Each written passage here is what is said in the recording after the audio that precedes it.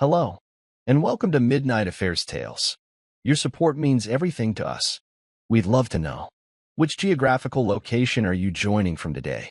At home on the go, share with us below now. Let's dive into today's story. Chapter 1. The Text That Burned the World. The phone buzzed once. Then again. FBI Special Agent Cole Maddox was 73 miles from home, sitting inside an unmarked Suburban in the middle of an armed sting operation, watching a cartel courier scratch at his neck while nervously pacing by a gas station dumpster. But all of that vanished, background noise, when Cole looked down at the screen. Travis, 1:16 p.m., don't come home. Mom's with him again. The blood drained from Cole's face. Not because he didn't know, because his son did. He didn't move right away. Just stared at the message, thumb hovering above the screen like he could reverse time if he tapped it slow enough. Behind him, Agent Ramirez's voice crackled over the earpiece. Target's moving. You with me, Maddox? Cole muted the feed.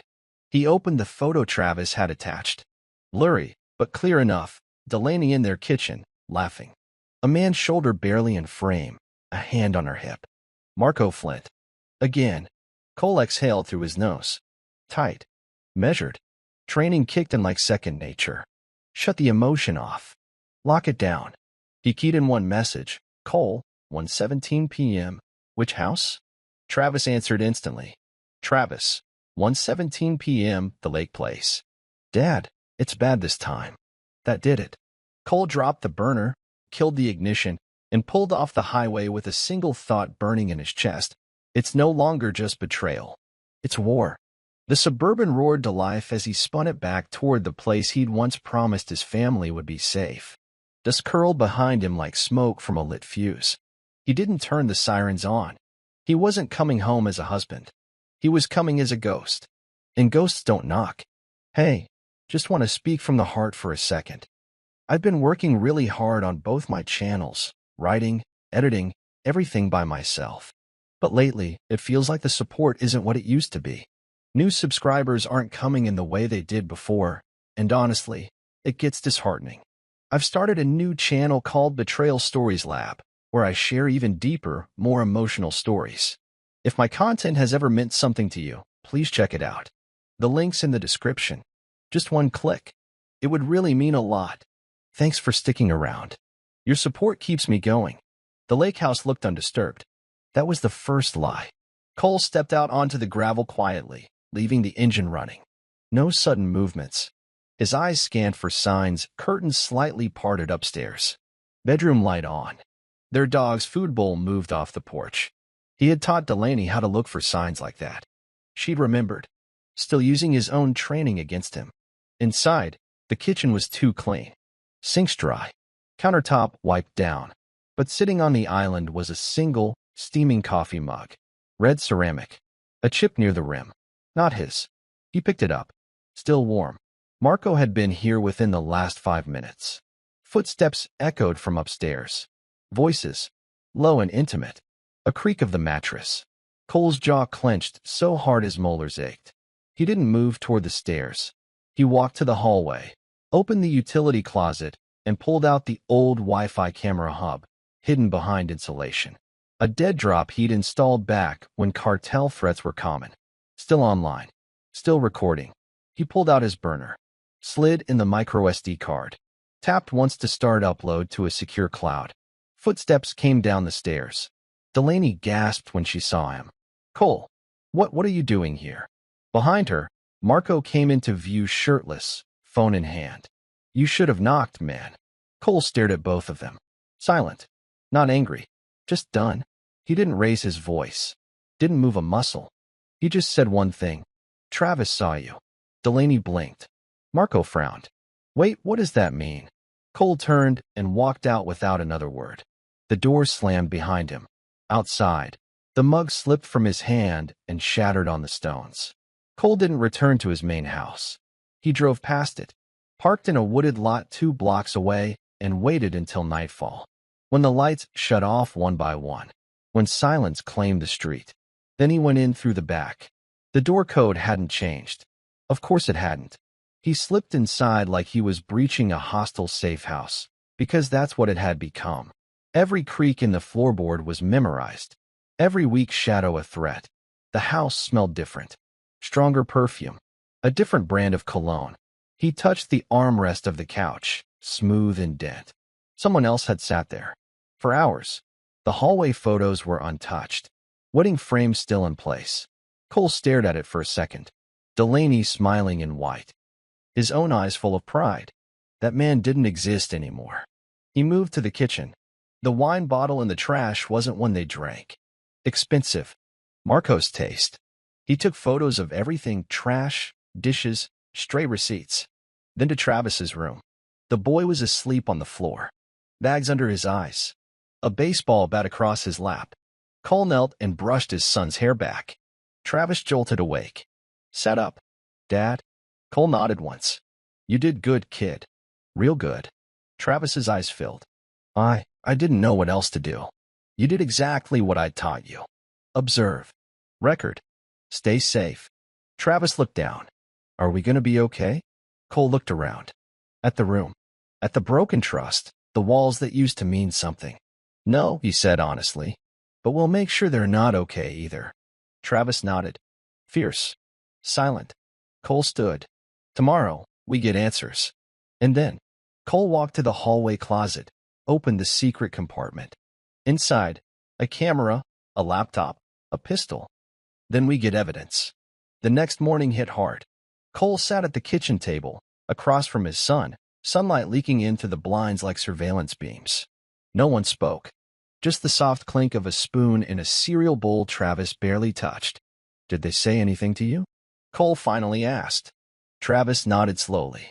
He said, Your dad won't be around much longer. He laughed. Cole's knuckles tightened around his coffee cup. Did you record that? Travis slid a flash drive across the table. Whole thing. Last 3 nights. Video too. I hid my phone under the couch cushion. Cole stared at his son, not just as a boy, but as someone who'd grown up overnight. You were scared. Yeah, but I knew I had to act normal. Like you taught me. Cole didn't say anything. Just pulled the flash drive into his hand and gripped it tight. Then Travis added something he hadn't expected. Quiet. Broken. She told him she wished she'd never had me. Cole blinked. Once. Twice. Then pushed back from the table and stood. No one says that about my son, and walks away clean. He grabbed his bag, the burner phone, and the camera gear. Where are you going? Travis asked. Starting the play. Cole paused at the door. You're not just part of this anymore, Travis. You're the reason I finish it. Cole parked across from the lake house again. Not to break in, but to watch. He slipped a thermal camera onto his dash and booted up a hidden laptop linked to the house's dormant security grid. A leftover backdoor from when he'd first installed the system years ago. Delaney never changed the codes. She never thought she had to. Inside the screen, 2 figures. Marco and Delaney. Sitting too close on the couch. Laughing like the world owed them nothing. Cole zoomed in. No sound yet. But the lip movements, the body language, the pointed gestures, it painted enough of a picture. He leaned back, opened his burner, and activated the remote mic planted in the bookshelf 3 months ago during storm repairs. A gift she never knew had batteries. Marco's voice piped through. So once the money clears, we go to Belize. No more looking over our shoulder. Your husband's tied up in bureau stuff anyway. Delaney snorted. He's a ghost. Always was. Cole's lips curled, not in anger. In calculation. He activated his secure server. Labeled the file, subject, Flint, conspiracy, audio 01. Timestamped. Auto backed up to 3 continents. Then he tapped into her phone. She'd synced it with the house Wi-Fi last week.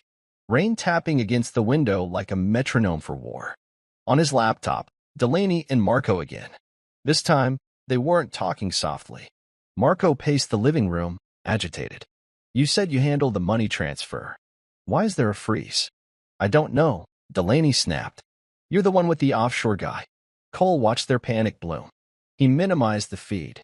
Opened a browser. Logged into a dummy account he created under Marco's name.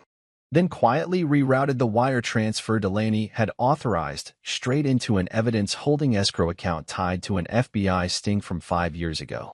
Funds frozen. Legally untouchable. Marco's voice, real time.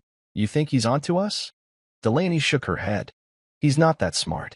He's too busy playing hero. Cole sipped his coffee. You never really knew me at all. He cross-checked financial records. Found 6 fake shell companies linked to Marco, one of them tied to a real estate holding that included the lake house. He leaned back in his chair. So that was the play. Not just betrayal. It was ownership. They weren't just cheating. They were slowly, methodically erasing him from his own life. But not fast enough. He clipped a still image from the feed.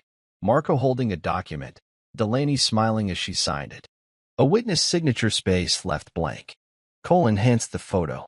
Read the letterhead. Power of attorney application. No warning. No confrontation. Not yet. He clicked save. Then opened a new document, slowly typing the header. Operation. Reclamation. The cursor blinked at the end of the line. It didn't blink as long as they thought he would. Cole had seen Marco Flint before, but never this close. On screen, Marco was pacing barefoot across the lake house floor, tattoos crawling up his arms like unfinished blueprints. His voice snapped between arrogance and paranoia. Every gesture screamed the same thing. The mask was cracking. Cole rewound the video. Froze on a frame. Marco waving a manila envelope in front of Delaney. Security contracts from your husband's old case files, Marco said, voice slurred by whiskey. We're not just screwing him. We're gutting his whole career. Cole's fingers hovered above the keyboard. Security contracts? From Bureau Archives? He flipped open his laptop and logged into a classified terminal through an old ops login. Cross-referenced Flint's companies. Half were ghost accounts, but one had been subcontracted, under an alias, during Cole's Arizona border case last year. That explained everything. Flint wasn't just Delaney's lover. He was a liability with teeth. A man trying to bleed the system dry, using Cole's name as leverage. Cole picked up the audio recorder Travis had hidden beneath the couch cushions. He connected it to the laptop, filtered the feed, and turned up the gain. Delaney's voice surfaced, clear now. You said the files would make it clean. If Cole gets exposed for misappropriation, the Bureau buries it. He walks away ruined, and no one digs into our accounts. Marco laughed. You'll be rich, he'll be disgraced, and we'll be drinking sangria in Honduras. Cole sat there, perfectly still. The betrayal wasn't personal anymore. It was tactical. Delaney hadn't just stepped out of their marriage. She'd helped orchestrate his professional erasure. And now? He was done playing nice. 2 days later, Cole attended Travis's parent-teacher conference. His posture was perfect. Smile polite. I shielded behind aviators he didn't remove indoors. If anyone noticed how tightly he gripped the school's visitor sign and pin, they didn't say a word. Delaney arrived 15 minutes late, wearing lipstick he hadn't seen in years and a dress she used to reserve for anniversary dinners. Cole, she said like his name was a stranger's. Didn't expect you here. He smiled. Didn't expect you to care. The teacher, Mrs. Lyons, led them into the room, unaware of the minefield between them. Cole nodded through progress charts, occasional praise for Travis's writing, but his focus was elsewhere, on the flicker of tension in Delaney's forced nods, on how she held her phone face down. Always. Afterward, she followed him outside, heels clicking on the walkway. Are we really doing this? She asked. Pretending like we're still partners? Cole stopped. Turned. You stopped being my partner the day our son recorded you calling me deadweight. Her jaw tightened. You shouldn't have heard that. No, Cole said. But I'm glad you did. She took a step closer, dropping her voice. You're not a victim, Cole. You were never here. We were just ghosts sharing a house. Cole's eyes burned, not with sadness, but clarity. I can live with that. What I can't live with is you trying to bury me under my own badge. She froze. His words hit like a trigger being pulled in slow motion. You have no idea what you've stepped into, he added quietly. Then he walked off, leaving her standing in front of the school office, red-faced, rattled, but still trying to smile. The kind of smile you force when you realize you're finally being watched back. Cole bolted upright at 2:47 a.m. A whisper of movement. He reached for the Glock in the nightstand, finger along the frame, safety off. But it wasn't a breach. It was Travis, standing in the doorway in a hoodie, face pale, hands shaking. I think someone tried to come in. Cole moved fast. Silent. Checked the windows, the hallway cams, the alarm logs. Front latch was disturbed, just enough to notice. Deliberate. Someone was testing the lock. Cole crouched in front of his son, his voice low. What did you hear? Metal, like scratching. Then it stopped. I hid in the closet. I didn't move. I remembered what you told me. Stay quiet. Stay low. You did perfect, Cole said. Absolutely perfect. He opened the floor panel in the hallway, an old fire safe he'd built during renovations. Originally for storms. No? It was Travis's panic room. Concrete walls. Signal-blocking reinforcement. Battery-powered lights. Water jugs. Backup burner. A hidden mic feed. Stay here tonight, Cole said. Travis hesitated. Are you scared, Dad? Cole looked him dead in the eyes. No, but they should be. He shut the hatch gently and returned upstairs. Then he checked the exterior feed. There it was. A figure in a hoodie, walking away. Deliberately. Slowly. Not breaking in. Just letting them know they could. Cole downloaded the footage. Labeled it. Marco Dry Run. Attempted intimidation. This wasn't just infidelity anymore. This was chess. And Cole was done playing white. Cole's hands didn't shake, but his heartbeat was sharp, like it had teeth. He sat in his old home office, the one Delaney never entered. On his screen was a secure portal linked to his FBI retirement account. A firewall protected it. Two-factor authentication. Biometric scan on file. And yet, available balance, $2,148.93. He refreshed the page. Same number. Not a glitch. Not a mistake. Just theft. He opened the transaction logs, heart sinking but face blank. 2 weeks ago, an authorization signed under his name transferred $496,700 to an account listed under Flint Strategic Holdings. The signature wasn't forged. Dozens of payments flagged. Plastic surgery deposits in Mexico. Real estate inquiries in Panama. A secured storage unit 3 towns over, under Marco's alias. And then, a flag.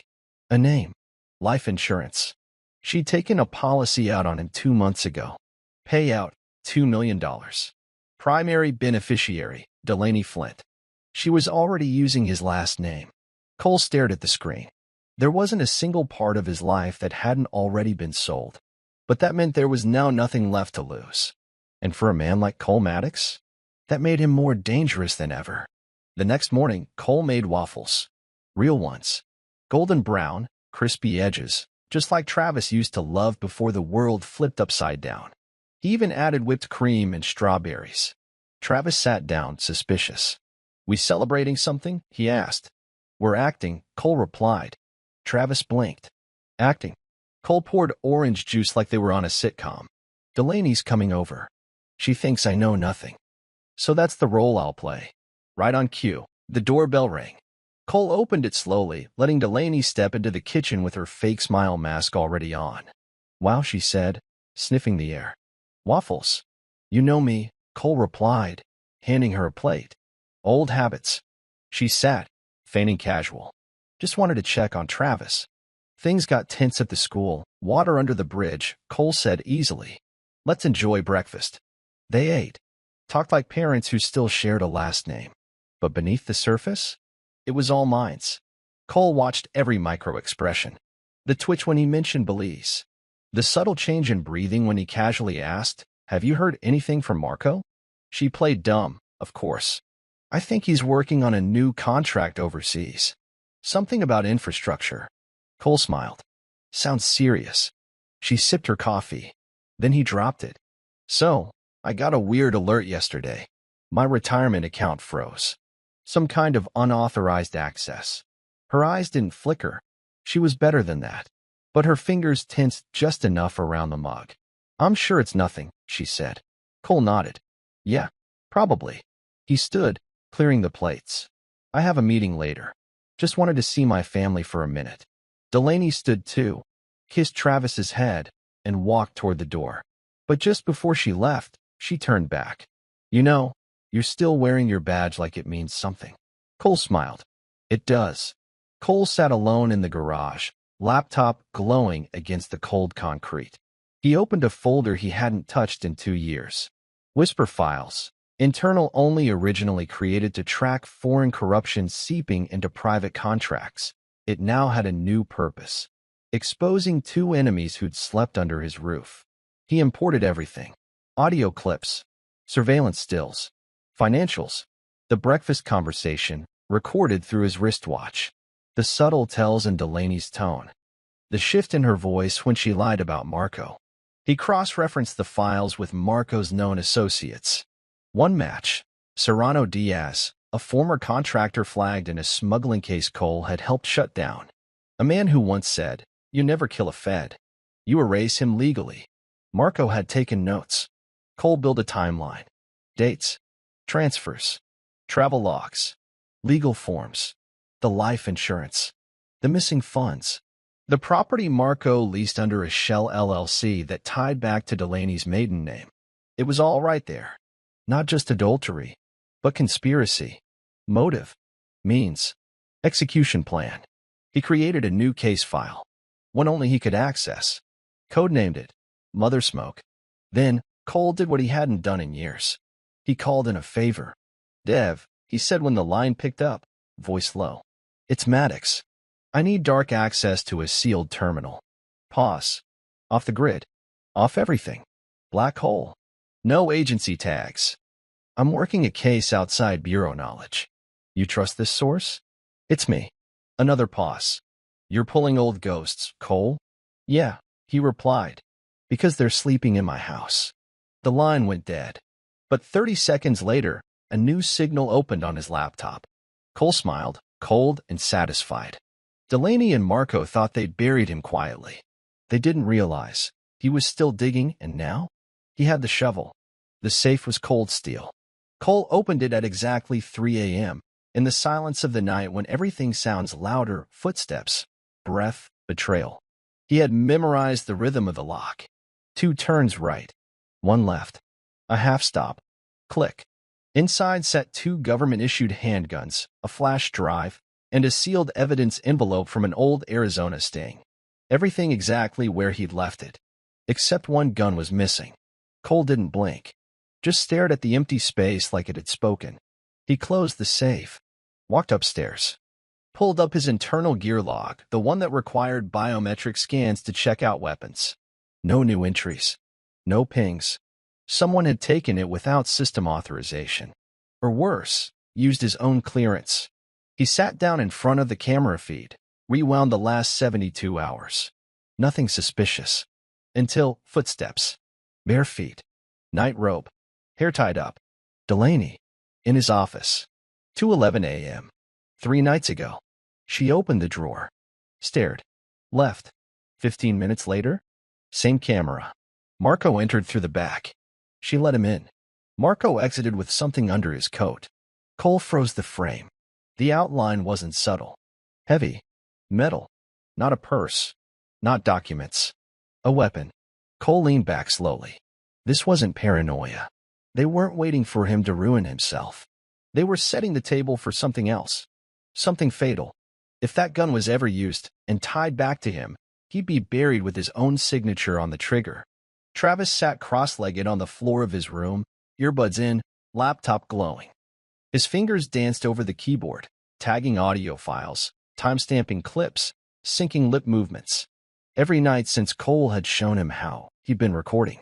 The conversations weren't always explosive, but they built a pattern. "You think he suspects anything?" Marco's voice from a day ago. "He's too blind," Delaney replied. "Besides, he can't touch us." Click. Saved. Another file. Last week. "I want him gone. Not just out of the picture. Gone." Click. Saved. Travis rewound one clip, the one that haunted him the most. From the night he hid in the hallway, holding a baseball bat with sweaty palms. "Marco, we wait for the right moment. Then stage it. Break in, gone wrong. 1 bullet.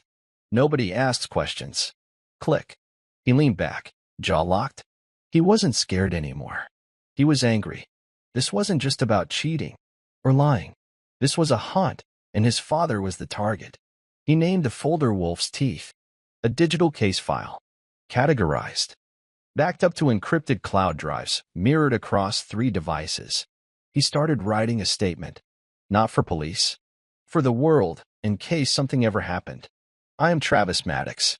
My father is not paranoid. He's not dangerous. He's not unstable.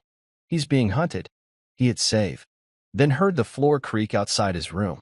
He muted everything, shoved the laptop under his bed, and pulled out his school notebook. A knock. Delaney's voice, soft. Trav? Everything okay in there? Yeah, he said, voice flat. Just doing homework. Good boy, she said. She paused. You know I love you, right? He swallowed hard. Yeah, I know. She left. He didn't exhale until he was sure her footsteps were gone. Then he pressed record again. Cole stood in the living room, hands behind his back. Suit pressed. No badge in sight, just presence. Heavy.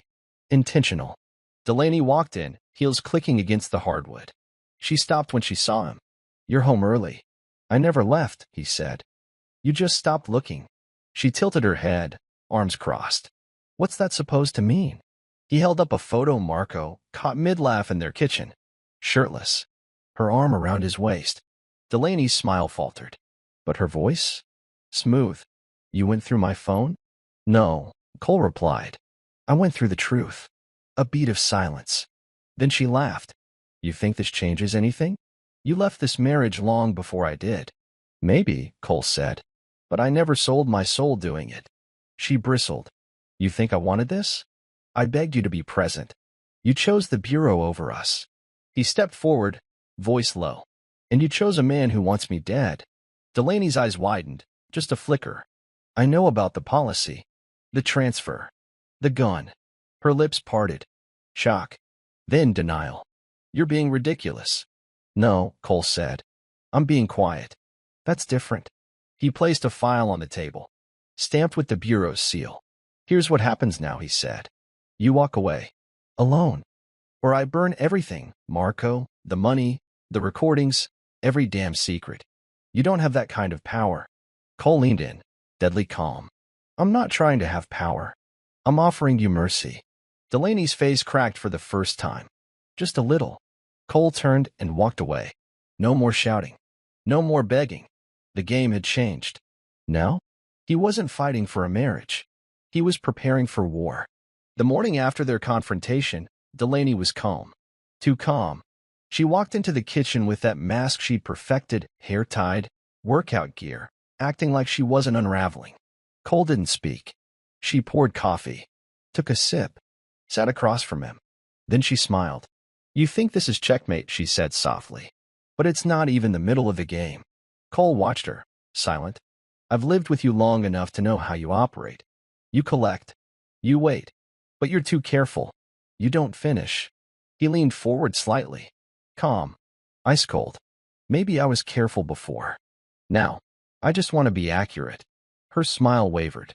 Cole slid a photo across the table. A still frame of Marco standing in the storage facility, the one registered under Delaney's maiden name. Her breath caught. You tracked me. You registered a death policy and used my signature to drain my future. What did you expect? Silence. She stared at him, rage swelling under her skin. You think I'm the villain here? She hissed.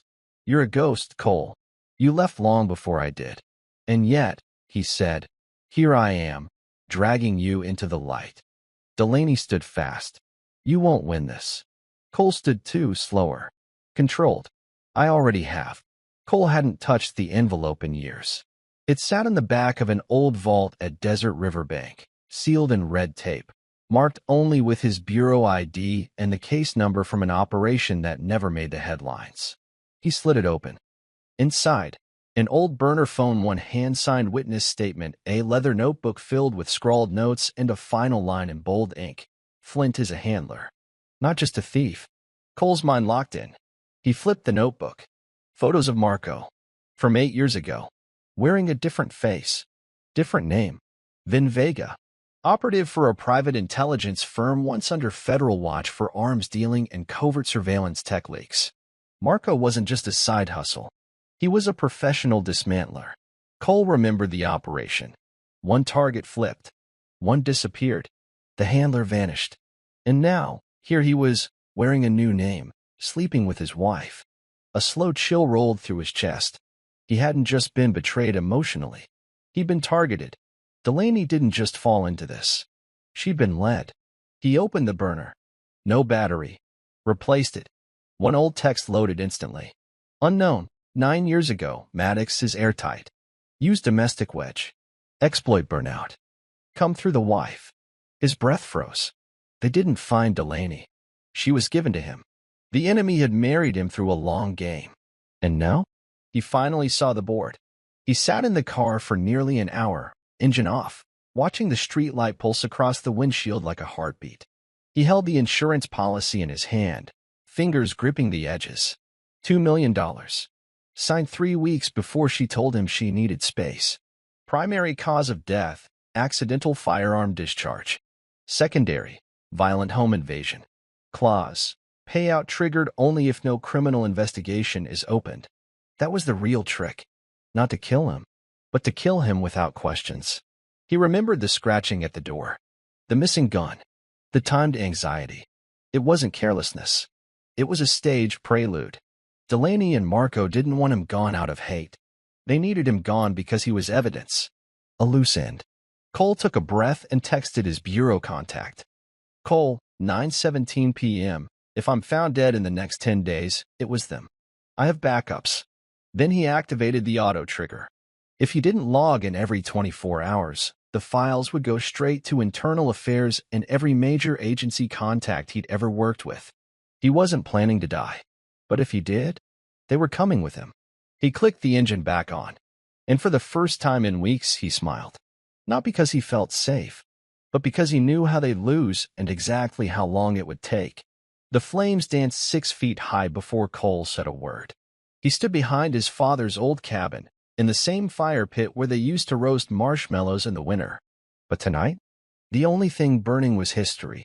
Delaney's letters, her emails, every photograph where her smile now looked like a mask. He fed them into the fire one by one. Travis watched from a few feet away, silent, holding a metal box, the kind used for secure bureau transport. You sure? Travis asked. Yeah, Cole said, staring into the fire. They've taken enough space. Inside the box was everything that mattered. Hard drives, backup logs, the Whisper file mirrored onto a protected SSD. Cole didn't need the photos. He didn't need the past. He needed the facts. As the flames grew, Travis broke the silence. She never loved you, did she? Cole looked at his son. The kid who had learned more about betrayal in 2 weeks than most people did in a lifetime. She loved the uniform, he said finally, not the man wearing it. Travis stared at the fire, eyes reflecting orange. What are we going to do with what we have? Cole's jaw tightened. We're going to let it simmer. Wait for them to move again. And then, Cole picked up the last letter, Delaney's anniversary card from 2 years ago. Her handwriting soft, her words fake. He tossed it in. Then we burned them without fire. Delaney's hands trembled as she scrolled through her bank app for the 3rd time that morning. Account, frozen. Balance, under review. Notification, transfer flagged by federal compliance. She tried to call Marco. No answer. Again, nothing. She checked the offshore tracker. The Belize account showed a login attempt from Washington, D.C., a city she hadn't been near in over a year. Her throat dried. She wasn't the planner, Marco was. He handled the accounts. He said everything would be impossible to trace. But this wasn't impossible anymore. It was happening. She slammed her laptop shut, grabbed her phone, and paced the bedroom like a caged animal. The silence aided her. Then a text came through. Unknown number, 8:41 a.m. You should check the footage from the cabin driveway. Someone left you a gift. Her stomach dropped. She grabbed her keys, heart racing, and drove straight to the cabin, the one Marco had used for side business when things got risky. The driveway was empty, but something glinted near the porch. A single flash drive. She plugged it into her car's dash screen. Video loaded. Grainy footage. Night vision. Cole. Travis. Burning documents. Then Cole's voice, clear and cold. This isn't about rage. It's about record. You wanted me erased. But I write better history than you do. The screen cut black. She dropped the drive like it burned her. For the first time, Delaney didn't feel in control. She felt hunted.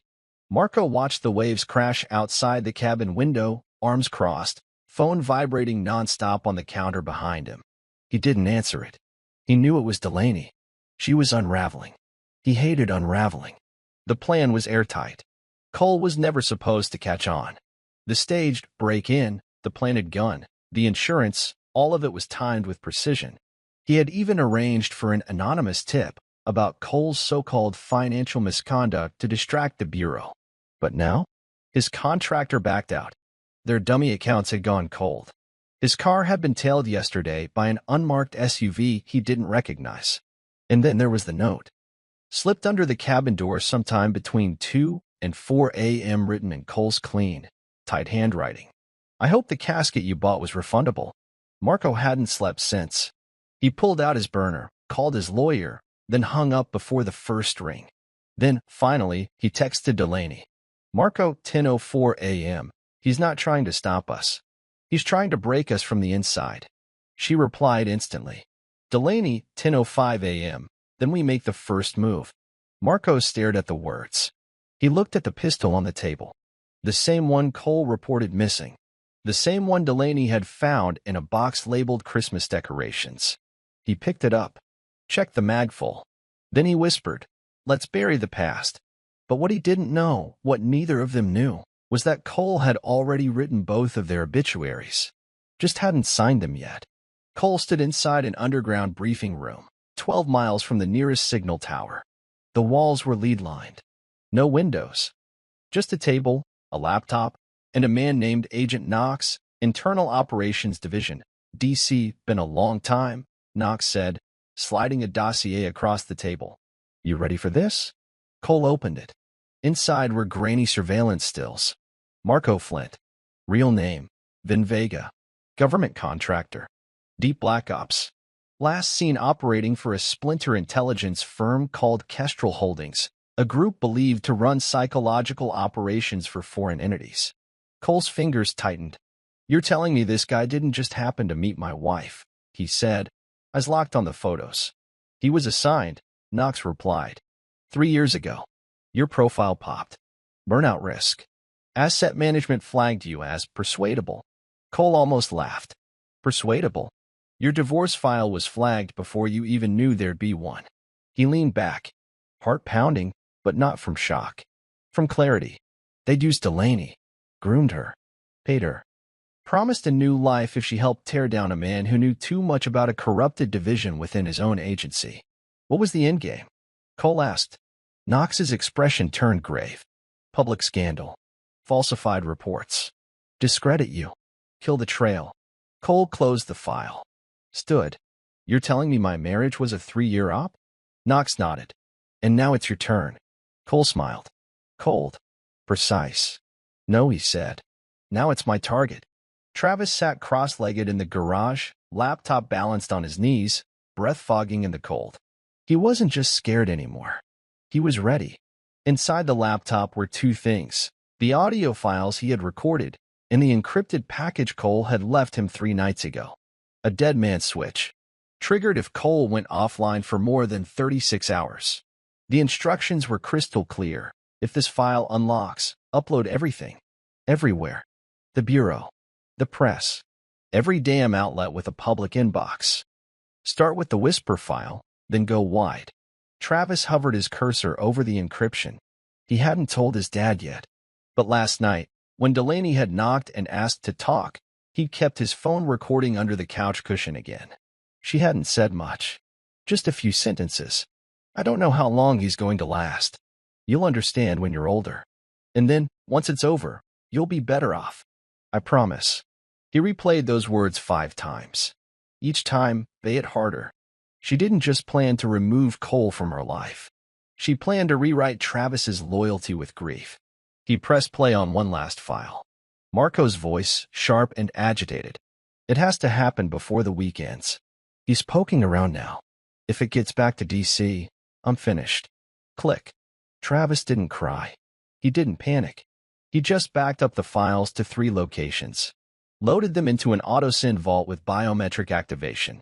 and whispered to himself, "If you touch my dad, I burn the world with you." Delaney's heart pounded as the jet's engines fired up. Private. Quiet. No commercial records. She sat inside the cabin, Marco beside her, dressed in all black. A silver case rested under his feet. "This is it," he muttered. "No more games." She nodded, trying to stay calm. But the silence in the plane was too loud. Something didn't feel right. Marco leaned over, whispered in her ear, "If he tries to follow, he won't make it." But Delaney wasn't worried about Cole showing up. She was worried he'd let them go, because she knew Cole, and he never let anything slide. The jet began to taxi. Just as the wheels turned, red and blue lights erupted along the runway edges. Dozens of SUVs. Armed agents. Floodlights blazing. Marco stood. "No, this isn't possible." Delaney stared out the window, numb, as figures in tactical gear swarmed the tarmac. A voice boomed from outside. "Marco Flint. Delaney Maddox. Step out of the aircraft. Now." Marco grabbed the case. But before he could open it, the cabin door burst open. Cole stepped in, wearing a bulletproof vest, badge out. "You were right," he said calmly. "No more games." Delaney backed away, trembling. "How did you?" Cole smiled. "You used my badge number to try and destroy me." He took a step closer. "So I used my badge to bury you." Marco lunged. Cole didn't flinch. 3 agents tackled him midair.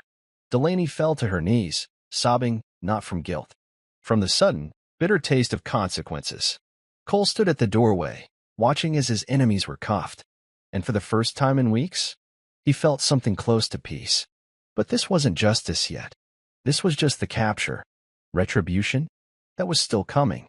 Cole stepped out onto the runway, the wind biting through his shirt, cameras flashing like lightning all around him.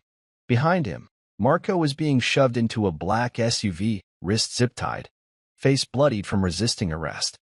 Delaney stood frozen in shock, her blouse stained with tears, her wrists cuffed loosely behind her. She looked less like a criminal and more like a shattered performance piece, the mask gone, replaced with disbelief. Reporters yelled questions from behind barricades. "Agent Maddox, did you know your wife was involved with a known contractor? Is it true she tried to fake your death? What does this mean for the Bureau's internal affairs?" Cole didn't answer. He just looked straight ahead. But his silence spoke louder than any statement. One camera caught the moment Delaney looked at him, eyes pleading, mouth trembling. "Cole, please." He didn't stop walking. Didn't flinch. Didn't blink. She had already spent every word she had left. He passed by a female agent he'd worked with years ago, Agent Price. She nodded as she opened the car door for him. "You good?" Cole gave a short breath through his nose. "Not yet." She smirked. "You will be. They're trending already. The whole country's watching." Cole stared out the window as the SUV pulled away from the airstrip. It wasn't satisfaction. Not yet. It was something colder. Completion. The courtroom echoed with murmurs, reporters scribbling feverishly behind their yellow-taped row. Cole sat on the left side, dressed in a tailored gray suit. Calm. Focused. Delaney sat on the right, surrounded by 2 attorneys and trying hard to look wronged. But her hands trembled as the judge read out the counts: fraud, conspiracy, attempted homicide. The divorce proceedings were folded into the criminal case, a rare but symbolic move, meant to make it clear that the personal and legal betrayals were one and the same. Delaney's attorney stood. "Your Honor, my client was emotionally manipulated by Marco Flint. She was unaware of his true intentions." Cole stood slowly. Permission to respond. The judge raised a brow, then nodded. Cole stepped forward, voice calm but loaded. "My son recorded her saying she wanted me gone. She moved our retirement into Flint's holding company. She signed a death policy and helped stage a break-in around the time my service weapon went missing." He looked directly at Delaney. "You weren't manipulated. You were involved. Every step." Delaney didn't cry. She just looked away, like if she didn't meet his eyes, maybe this wouldn't be real. The judge banged the gavel once. Divorce granted. Full custody of Travis awarded to Mr. Maddox. Court adjourned. Cole turned and walked out without looking back. In the hallway, Travis stood waiting. "She tried to say anything?" he asked. Cole shook his head. "Just the usual. Lies with mascara. They walked out into a wall of reporters. But this time, Cole kept his head high, because he wasn't hiding anymore. Marco sat in a concrete holding room, staring at the one piece of paper the bureau had let him keep. A list of names. Every company he'd ever used as a cover. Every dummy account. Every encrypted line he thought was private. All exposed. He'd spent years building an empire beneath the radar, security contracts, black bag work, surveillance setups disguised as consulting. And Cole had torn it down in a single week. The door bust. A federal investigator stepped in with a laptop and a folder. "Mr. Flint," she said, setting the items down. "We'd like to show you something." She opened the laptop. Footage played, his voice. His face. Recorded from the lake house. The storage unit. The cabin. Then Cole's voice, layered in like a closing argument. This wasn't a love affair. It was an op. But even in ops, someone always folds. The agent opened the folder next. Inside? Contracts rescinded. NDA violations exposed. Asset forfeiture notices. "You're not just looking at prison," she said, cool and professional. "You're looking at disintegration." Marco scoffed. "You think Cole did this alone?" The agent leaned in. "No. He just lit the match. The rest of us, and I stayed quiet too long." Cole leaned in as Megan continued. "I told her years ago that she was spiraling, lying, hiding money, sleeping around. She laughed in my face. Said she'd build her life with or without love. I didn't understand it then, but now I do." The segment cut to a pre-recorded clip from Megan's phone. Delaney's voice, laughing. "Men are just leverage. You marry one, you learn the system, and then you win." Cole closed the laptop. Travis sat at the table, his cereal untouched. "That's it, Megan," he said quietly. Cole nodded. "She just gave the world another piece of the puzzle." Travis looked down. "Think Mom saw it?" Cole's jaw clenched. "She's not the type to feel shame, but she'll feel what comes next." And what came next was total exposure. The courtroom was silent. Not even the judge moved. The lights dimmed slightly as the playback began. Exhibit 47B.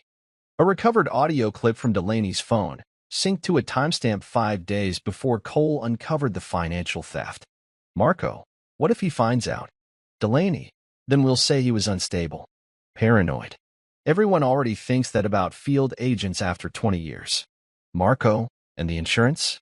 "Delaney, it'll look like self-defense. The break-in. I'll cry. People believe tears more than truth." Gasps rippled across the room. Delaney sat stiff in her chair, face blank. But her eyes screamed panic. Her attorney tried to object. "Your Honor, this is taken out of context." The judge raised a hand. "The recording is timestamped, verified, and admissible." Cole didn't look at her. He didn't need to. He watched the jury instead. Their faces said everything. The woman in seat number 3 was crying. The man in seat number 6 had his fist clenched. The truth wasn't just out. It was irrefutable. The prosecutor stood. "No further evidence needed at this time, Your Honor." Delaney was no longer fighting for innocence. She was scrambling for survival. 3 weeks later, the house on Alder Lane went up for public auction. Cole didn't attend. He didn't need to.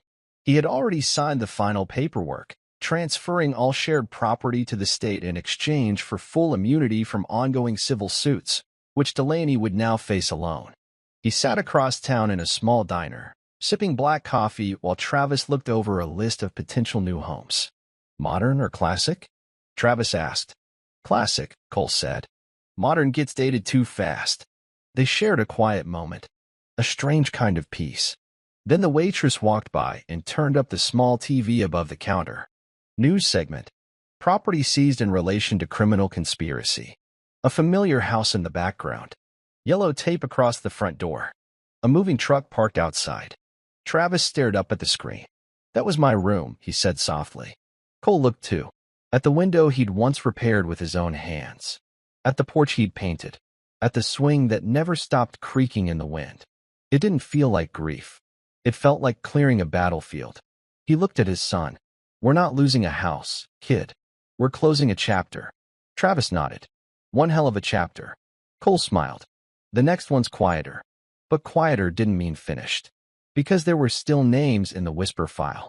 Still shadows behind Marco and Delaney. Still truths that hadn't come out yet. And Cole Maddox wasn't done telling the world exactly what had happened. The auditorium wasn't packed, but it felt heavy with eyes. Journalists sat near the back, pretending to blend in. Teachers and students lined the rows in scattered pockets of whispers. Cole stood against the wall, hands folded in front of him, dressed in a simple blazer and jeans. No badge, no press pass, just a father. The principal stepped to the mic. This year's Courage in Adversity Award goes to a student who showed more bravery than most adults ever will. Please welcome Travis Maddox. Applause. Travis walked on stage slowly. His tie was crooked, and his hand shook slightly as he adjusted the mic. Hi, he started. So this year, a lot happened. A lot I didn't expect. His voice wavered for a beat, but he locked eyes with his dad, and the tremble steadied. I saw what happens when people lie, when they hurt others and try to get away with it. I saw my family fall apart, but I also saw what it means to stand up for the truth, even when it's scary. He glanced toward the press in the back, some already recording. I recorded the things no one wanted to hear. I told the truth when it would have been easier to stay quiet. And I did it because someone had to. My dad showed me that. Cole's eyes burned, not from sadness, but pride. He didn't just survive what happened. He fought it.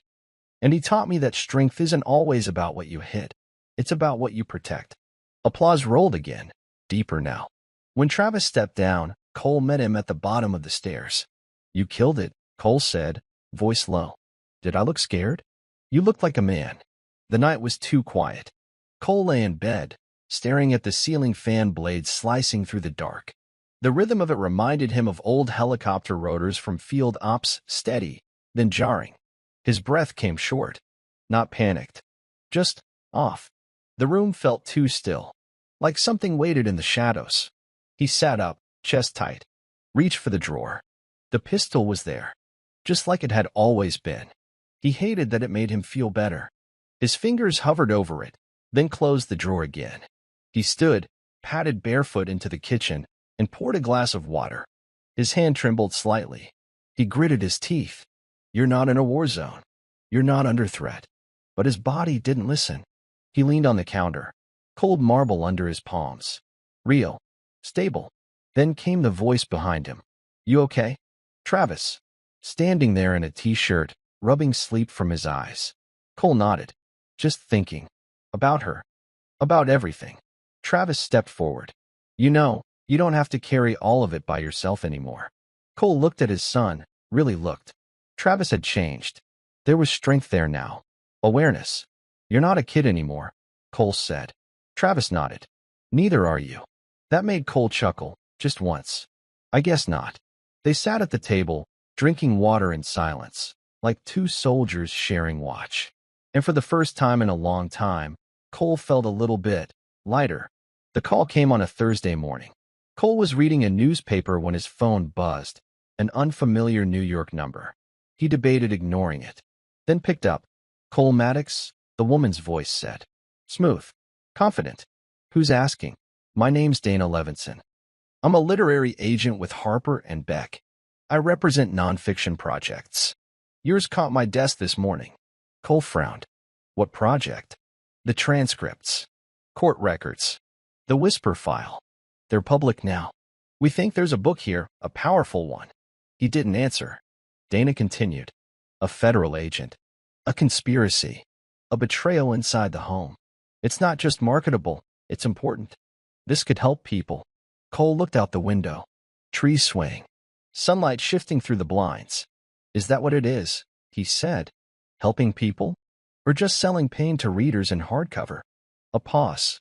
Maybe both. He hung up. An hour later, he received an email. Subject, title suggestion, Buried Alive, the Cole Maddox story. He stared at the screen. Buried Alive. He understood the title. It wasn't wrong, but he didn't feel buried anymore. And he wasn't ready to turn his story into entertainment. Not yet. He closed the laptop. Some scars weren't meant to be printed. The interviewer adjusted his mic, leaned forward, and gave the nod. We're rolling. Name, date, and statement of understanding, please. Marco looked into the camera. Pale. Thinner now. Hollow around the cheeks. Marco Flint. April 4th. I understand this is voluntary. The interviewer continued. This interview is being recorded for the purpose of public transparency. Do you understand the terms? Marco nodded once. Then the real question started. Why did you target Cole Maddox? Marco smirked, but it didn't reach his eyes. Because he made it easy. Bureau agents, especially burned-out ones, they all crack eventually. He was just the next one on the list. The interviewer leaned in. Was Delaney Maddox part of that operation from the beginning? A pause. Marco's jaw flexed. She was useful. Useful. Marco looked down. She hated him enough to be convincing. That's all we needed. And the plan? Simple. Discredit him. Get him removed. Then get paid. He shifted uncomfortably. But Cole didn't break. He twisted the whole game. Do you feel remorse? Silence. Then Marco looked into the lens and said, I feel stupid. The interviewer clicked off the mic. That was the last public word Marco Flint ever spoke. From that day forward, his name became a case study, not for success, but for underestimating the wrong man. Cole found the envelope on his porch the morning after Travis's award ceremony. No stamp, no name, just a single word in sharp cursive across the front, closure. He didn't bring it inside. He sat on the porch steps, opened it in the cold light of morning, and unfolded the paper. Delaney's handwriting was neat, controlled, like she wanted the words to feel rehearsed. But the tremble in the ink betrayed her. Cole, I won't ask for forgiveness. I wouldn't believe it even if you gave it. I want you to know I didn't plan all of it. Not at first. But eventually, I chose it. I knew what Marco was. I didn't care. I let myself become what I hated in you, cold, tactical, unavailable. But at least you had purpose. I only had survival. I loved you once. I still dream about the wedding. But something in me broke, and instead of fixing it, I handed it to someone who only knew how to use it. If I end up gone, tell Travis I loved him in the only way I could. Not enough, but not fake. Cole read it twice, then flipped the page. At the bottom, in smaller handwriting, P.S. I know the second page is the one you'll never read. He stared at it a beat longer, then fed both pages into the outdoor fire pit and lit the match. Some things didn't deserve storage space, not in a drawer, not in a memory. Just ash. The locksmith was a young guy, nervous, fidgety, and too eager to make conversation. Big security upgrade. Huh? He asked, holding up a state-of-the-art digital lock with fingerprint scan. Cole nodded once. Something like that. Bad break-in? No, Cole said flatly. Bad trust. The man didn't ask anything else. By noon, every door in the house had new hardware. No physical keys. No override codes. Only fingerprints. Cole stood by the doorframe, watching the man pack up. His hands ran along the new metal, firm and clean, like the house itself had been sealed from something old. When the guy left, Cole locked the door behind him. A clean, sharp click echoed through the hallway. He walked into the living room, looked around. No trace of Delaney's decor. No lingering perfume. No ghost of Marco. It was quiet. Real quiet. Travis came down the stairs, holding a box of his old things. This bookshelf's all yours now. Cole smiled. Keep it. I'm done hoarding history. Travis looked at the new locks. We safe now. Cole stared at the door, then at his son. No, he said honestly. But we're free. And for the first time, that was better. The storm Cole started had rippled far beyond their family. It was now washing through federal corridors, dragging with it names that once lived untouchable. Senators, contractors, shadow firms that used to operate under the guise of national security. Whisper's files had exposed more than Delaney and Marco. They had revealed a network built to destroy reputations from the inside out. Targeted discrediting. Psychological setups. Burnout ops. People had already stepped down. Others were being subpoenaed. The Bureau released a statement. A breach of trust was executed against one of our own. We intend to rebuild from the inside. Cole didn't watch the press conferences. He just showed up when it mattered. A closed-door briefing with internal affairs. A 2-hour session at a Senate inquiry. And then, the message that hit home. A high school teacher reached out through a secure site. Said her husband, a former Marine, had once been pushed out through similar tactics. Said she thought she was crazy until she saw Travis's speech online. That was the part Cole hadn't expected. The pattern recognition. His pain wasn't just personal anymore. It was proof of a system failure. And now, other people were finally seeing the cracks. The blog went live on a Tuesday. Travis didn't ask permission. He just launched it, posted the first article, and sent his dad a link. Justice at 15.com, the headline read, "My mom tried to erase my dad. Here's what I learned watching it happen." Cole sat at the dining table, reading the article with both pride and a slow-building ache. It wasn't sensational. It was honest. Travis wrote about fear, about watching lies become reality, about how silence was a weapon, and speaking out, even as a teenager, felt like holding a shield no one believed was real. He didn't name names, but the truth screamed between every line. The second post went up a week later. How to tell if someone's manipulating the narrative in your home. It went viral on Reddit within hours. Cole got a call from a trauma counselor in Oregon, then a journalist in Chicago, then a law student who said Travis's second post made her walk out of a toxic engagement. That night, Cole knocked on his son's door. "You planning to take over the internet?" he asked. Travis shrugged. "Not trying to go viral." Cole smiled. "You just want the truth out." "Exactly." They sat for a while. No TV, no noise. Just two survivors who had turned their scars into signal flares.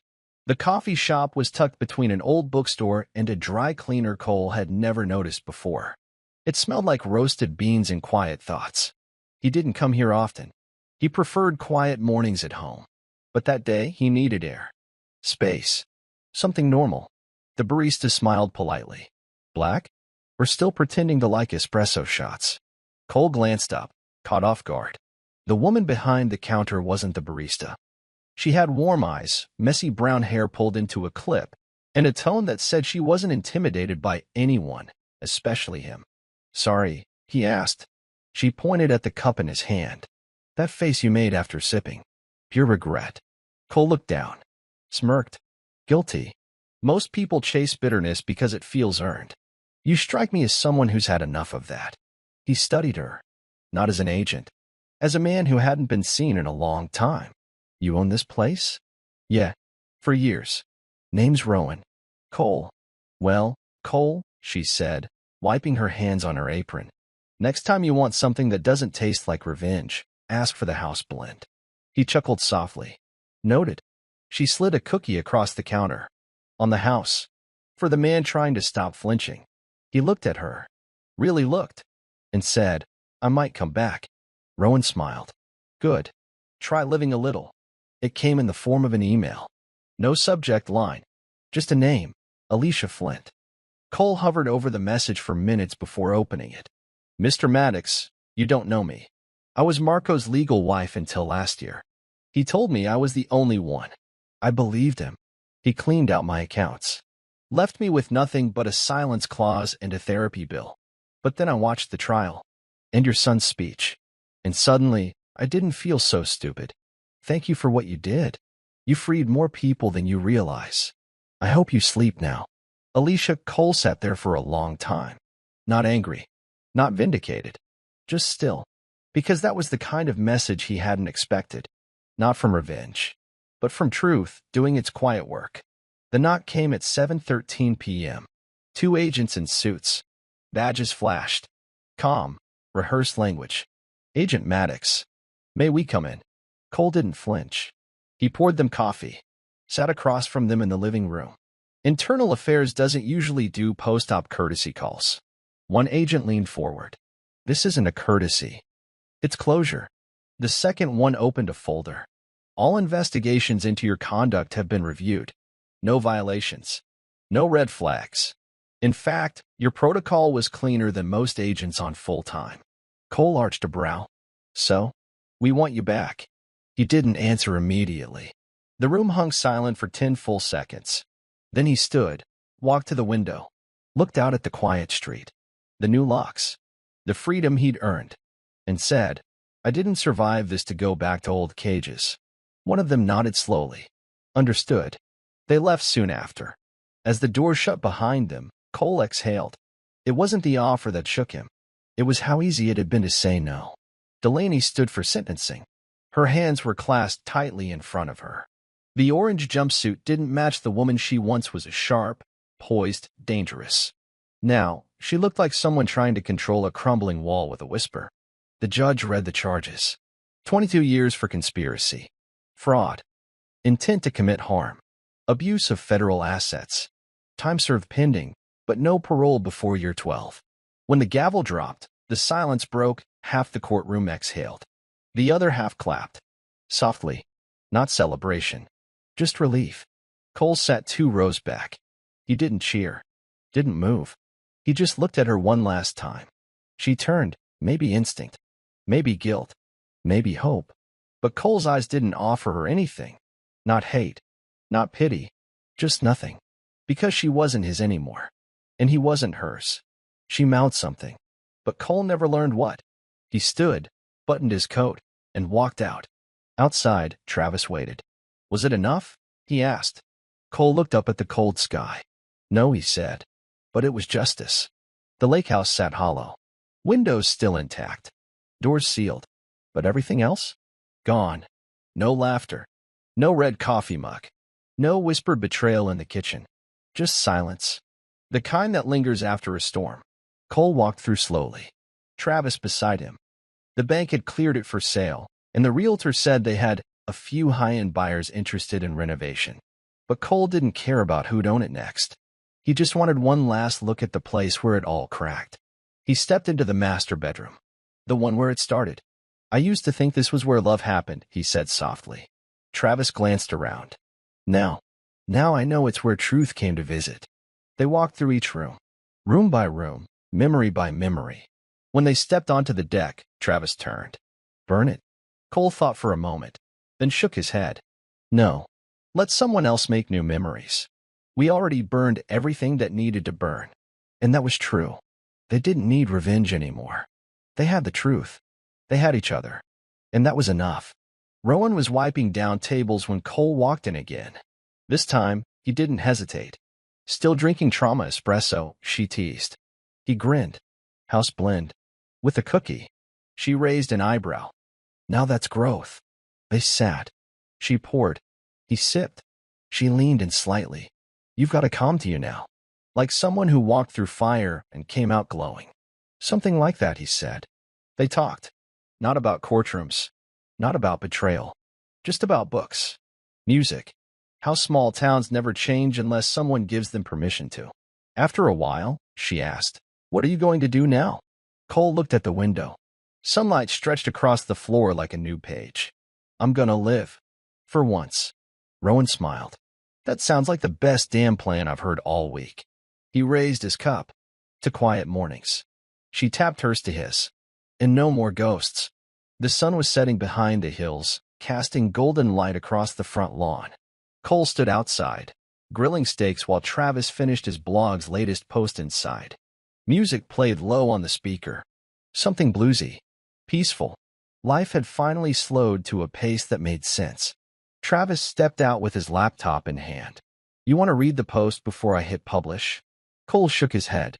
It's your story now, kid. Travis smiled, nodded, and hit the button. The post was titled, Healing Isn't Loud. Sometimes it just looks like a father and son eating steak. They ate on the porch. No words for a while. Just the clink of forks and the hum of a world that had stopped trying to hurt them. Later, as stars began to appear above, Travis looked over. You think they'll ever really understand what we went through? Cole exhaled deeply. Maybe not. But someone out there will see it. And they'll know they're not alone. And that made the entire fight worth it. Now to you. Yeah, you still reading. Let me ask you something from the heart. Have you ever seen betrayal flip this hard before? Was justice finally served the way you hoped? Let us know where you're watching from. Drop it in the comments. And hey, if you felt every beat of this revenge, if this story hit different, tap that like button gently, the way Cole walked away from the fire. And subscribe, not for us, but for the next story that'll pull you right back into the storm. Because we're just getting started. Take care of yourself. and we'll meet again in the next epic thriller. Until then, stay sharp. Stay watching. Good night. The end. Welcome back, and